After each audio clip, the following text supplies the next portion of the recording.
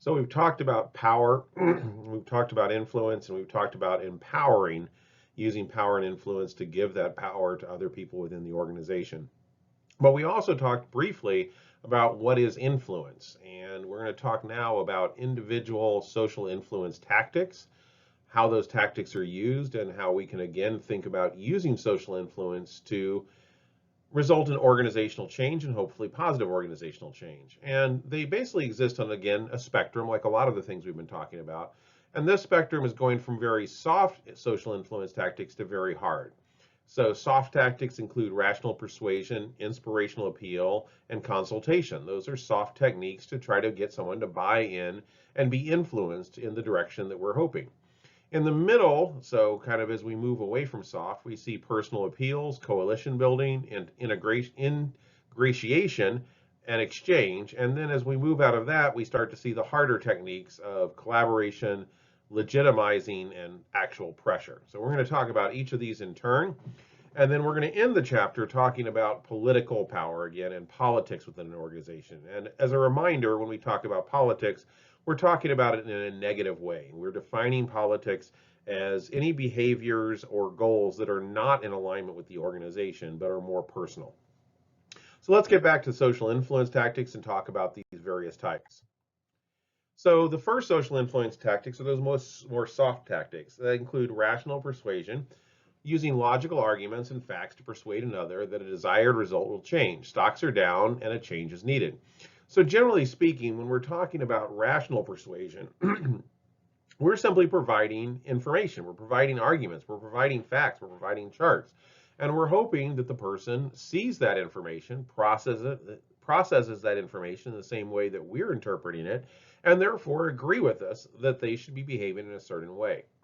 Inspirational appeals is arousing enthusiasm by appealing to one's values and beliefs. So instead of directly talking about the logical or argument or the facts or data, basically, hey, these are your values and beliefs, and this behavior is in alignment with those values and beliefs. That's an inspirational appeal.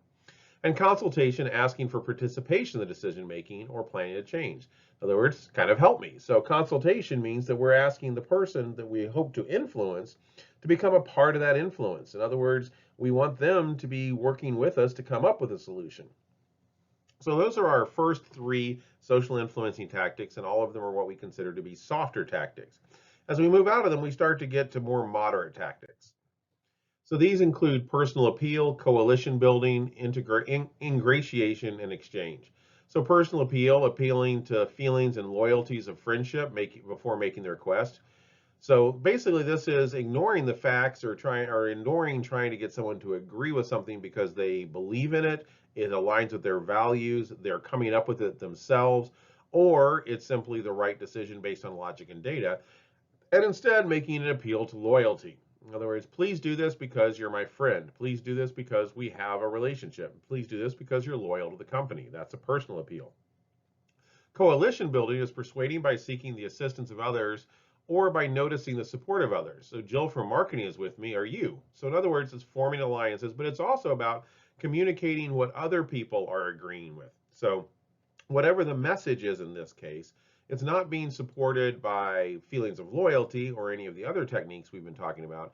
It's being supported by, here's the people that have already agreed with this. Why aren't you agreeing with this? Don't you want to join our alliance? That's coalition building. Ingratiation is getting someone to do what you want by putting that person in a good mood and getting them to like you. So basically, you're basically wanting to, you know that what your goal is, and the way you're going to get it isn't by making an argument, isn't by telling them who else agrees with it, isn't by making a personal appeal, but instead is getting them to focus on the mood that they're in. In other words, let's go out and have some party. Let's go out and have some drinks. Let's go out and watch a movie you like, and then afterwards asking about this. And finally, exchanging, and again, that's kind of a moderate level of social influence. Promising some benefits in exchange for complying with the request. Register these voters and you'll get a job if I win the election. So that's basically a quid pro quo. You do this and I'll do that. Now you can see how all of these allow us to influence others, and we can hopefully kind of think about scenarios within workplace settings where personal appeals, coalition building, ingratiation, and exchange all occur. But you also want to think about it as far as how you influence others socially, how you'd use these, or if these techniques are used against you in relationships with your friends, with your coworkers. So this is all about what we know about human behavior again, how people respond. We know that people are more likely to go along and be influenced by someone that they like. We know people are more likely to be socially influenced or may influence towards a decision if they think they're joining others that they respect. We typically, generally, are more likely to agree to someone's requests or their influence when we're in a good mood. And we often are willing to do something if we know we'll get something out of it as well. So moving out of these group of social influences, we're now going to talk about the more harder techniques. So we have collaboration, making it easier for a target person to agree with the request. In other words, the more there is collaboration, and think about when we were talking about teams and how teams can actually be measured on how much commitment there is to the team. That's a collaborative effort. In other words, it's kind of the downside we talked a little bit about with groupthink. So it's going to be easy to influence people through collaboration if that person is already likely to agree with the request because they want to be seen as collaborative. Legitimizing, pointing out one's authority to make a request or verify that it's consistent with the prevailing organizational policies and practices. We've been doing it this way for a long time, and now it's my turn. So basically, again, it's not necessarily trying to appeal to the person. It's not necessarily trying to argue with the person. It's basically saying my request is legitimate within the authority that I am given. And finally, we have peer pressure, seeking compliance by using demands, threats, or intimidation. Do what I want or you'll be fired. Do what I want or you won't get the next promotion. So this is different than what we talked about in the previous slide where it's quid pro quo. You do something for me, I do something for you. This is if you don't do something for me, I will do something to you. So again, we can see how all of these techniques can have advantages or disadvantages when we're trying to influence others. But the main focus we want to also think about is how do we use these in a successful way?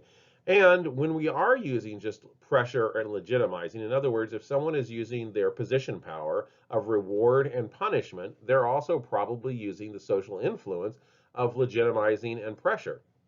That's probably not going to result in people enjoying the process. That's probably not going to result in people actually believing in the decisions. They're doing it because they have to.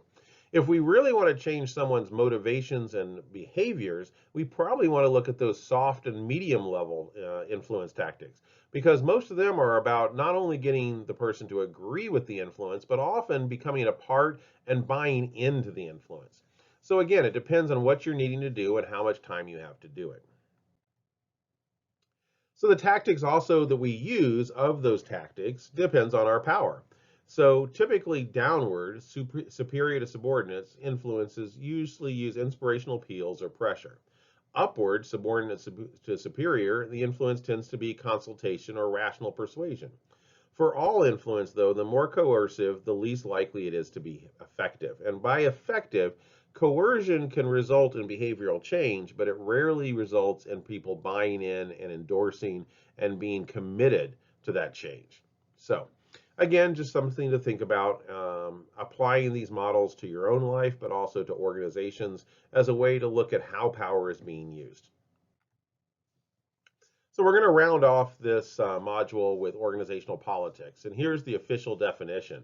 And I've already been alluding to this in previous slides. Actions by an individual that are directed towards the goal of furthering their own self-interest without regard for the well-being of others or their organization. In other words, organizational politics in an organizational setting are generally the unauthorized use of power. Power is being used, influence is being attempted in an effort to further the own person's goals and agenda, not necessarily the organization's. And this can be difficult to piece out because sometimes those goals may be wound together. My promotion will also result in some more organizational success. So we don't always, it's easier to identify politics in hindsight in organizations, honestly. But we can definitely look out for it and some of the ways that this might occur. And that's what we're going to talk about, how to kind of identify organizational politics, because we want to discourage them if at all possible. So the antecedents of politics, and antecedents is just a fancy word for the things that establish an environment that allows politics. So it's the things that come before the political behavior. So there's personal and organizational variables. Political behavior is often influenced by a combination of individual and organizational factors. So, for instance, there is a personality trait that's considered part of the dark triad of personality. In other words, negative personality traits, which is Machiavellianism. Machiavellianism is basically referenced as a tendency to get ahead at any cost. So you take someone that has a natural tendency towards Machiavellianism and put them into an organization that has very limited resources, where everyone's fighting over those resources to succeed, we'd expect more political behavior. Human resource management. Activities such as performance appraisal, personnel selection, and compensation decisions are likely to engender political behavior. And it's fairly subjective, but again, if we're in an organization where decisions are being made, so performance appraisal, some people are going to get a bonus and some aren't. Personnel selection, some people are going to be promoted and some aren't. Compensation decisions, some people are going to get a raise and others are not. That's going to be a natural environment where politics is more likely. Now, I'm not suggesting that organizations can avoid ever doing any of these behaviors. These are basically the bread and butter of human resource management. However, being aware that such environments can increase the likelihood of political behavior and thinking about how can we reduce political behavior can result to a smoother process. Also, we find organizational lifespan. Political behaviors are more likely to occur as an organization matures and begins to decline. So generally speaking, the more static an organization is, the more hierarchical it is, the larger it is, we tend to find more and more political behaviors compared to small, recent, and focused organizations. So looking at factors that influence politics, we'll look at the first group as personal characteristics. So I already mentioned Machiavellianism. So a high Machiavellianism, a tendency to deceive and manipulate others for personal gain, is a predictor of the person that's more likely to be political. In other words, engage in political activities within an organization, those activities that are aimed at their own benefit, not the organization's. People that are high self-monitoring, so people that are very much social chameleons, they change how they behave in any situation they're in, are also more likely to engage in political activities. Those with high ambition, those that are extroverted, and those that are fairly popular. All three of these are, again, predictors of more political activity. Now, you can have someone who is high in Machiavellianism, high in self-monitoring, highly ambitious, extroverted, and relatively possible that does not engage in political activities, because it's a two-part situation. It's the personal characteristics, in other words, the person, but it's also their fit into the environment. If the environment strongly encourages political behavior, a person with these traits would be very likely to be political.